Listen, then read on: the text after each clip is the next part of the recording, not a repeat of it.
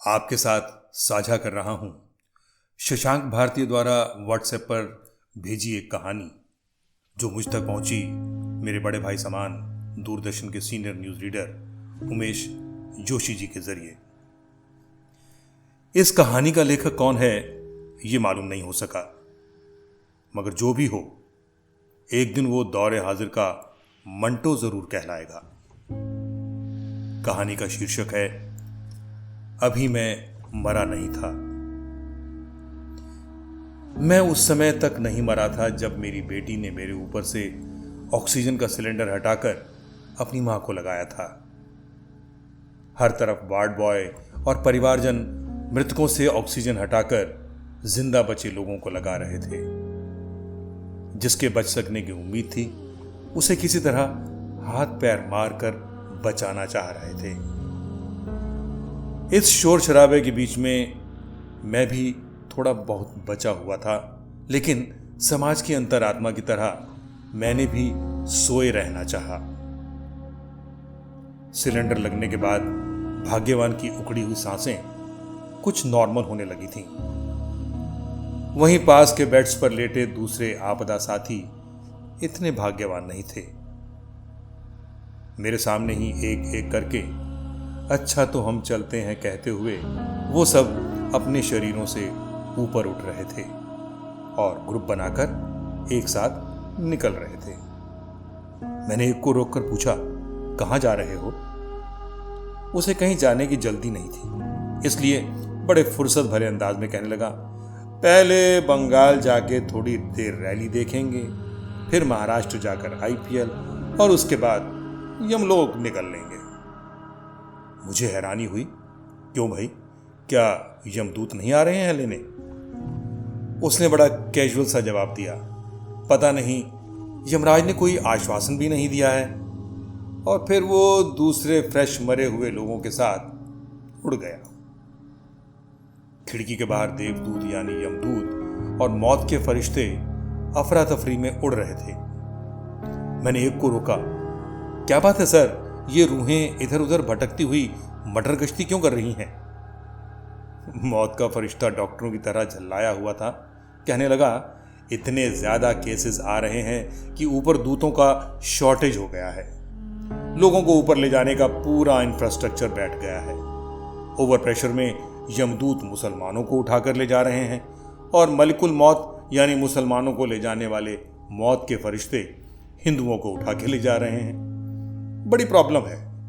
ऊपर जाकर सॉर्टिंग करना पड़ रहा है और ऊपर से यमलोक का सर्वर भी लोड नहीं ले पा रहा है।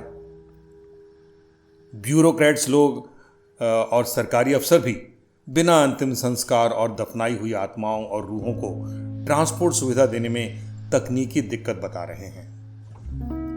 कुछ भी कह लीजिए जनाब, बड़ा कंफ्यूजन है। और ऊपर तो पूरा उल्टा प्रदेश हो गया है। दूत झल्लाया हुआ था, फिर कहने लगा, और क्या, चित्रगुप्त तो इतना झल्ला गए हैं कि एक नमाजी का बही खाता लिखने लगे थे। उसने जब कहा, जनाब मैं तो मुसलमान हूं, तो भड़क गए। डांटते हुए बोले, चुप रहो मियां, नीचे यही हिंदू मुस्लिम करने की वजह से आज तक यहां पहुंचे हो। कायदे से शिक्षा और स्वास्थ्य पर ध्यान दिया होता तो इस समय बेगम के साथ इफ्तार कर रहे होते। वाकया सुनाते वक्त दूत बहुत गुस्से में था और मेरी तरफ इस तरह से देख रहा था जैसे मैंने बिना मरे उसका टाइम खराब कर दिया है। मैंने कहा, मुझे भी ले चलिए सर, मैं भी वहां का माहौल देखूं, यहां का मंजर अब और नहीं देखा जाता। वो बोला, अभी कहां, अभी तो तुम्हें बहुत कुछ देखना है, अभी तुम्हारी ठीक से मौत नहीं हुई है। ये कहकर वो उड़ गया। मैं सोचने लगा कि क्या अब भी सरकार और अंधभक्तों की आंख खुलेगी या आंखों में हिंदू मुस्लिम के जहर वाला फेविकोल डाले रहेंगे। मैं मन महसूस कर वापस अपने वार्ड को देखने लग गया। डॉक्टर लोग मशीन की तरह लगे हुए थे और नर्सें, वो तो समझो सब नेता हो गई थीं। हर परिजन को झूठे चुनावी वायदे कर रही थीं। धीरज रखो, सब ठीक हो जाएगा।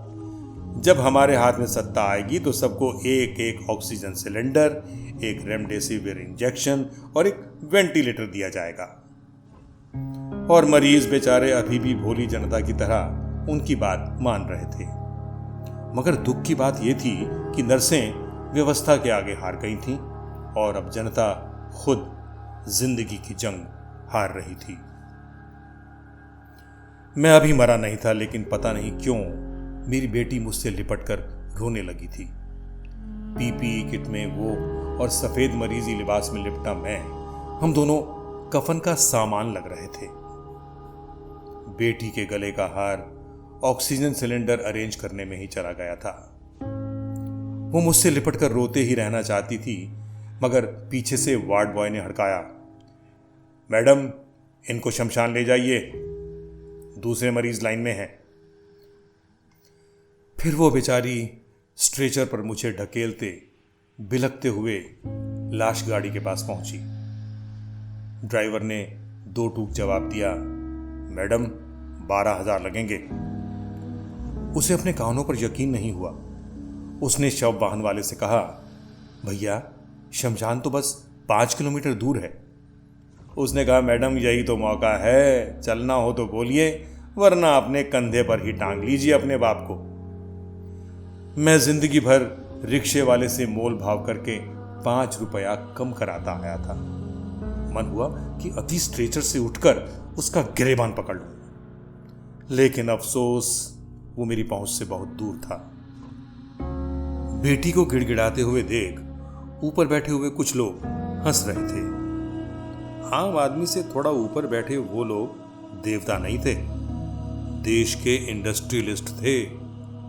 कहने लगे, अरे ये तो आम लोग यानी कैटल क्लास के लोग हैं, इन्हें तो हमारे पैसे से बोतल, कंबल, धोती और कैश बांटकर पॉलिटिशियंस 5 साल की किश्तों में लूटते हैं और हमें ऐश कराते हैं। उसके बाद वो सब हो करके हंसने लगे। नीचे मेरी बेटी ने अपने हाथ के कंगन उतारकर लाश गाड़ी वाले को दे दिए थे।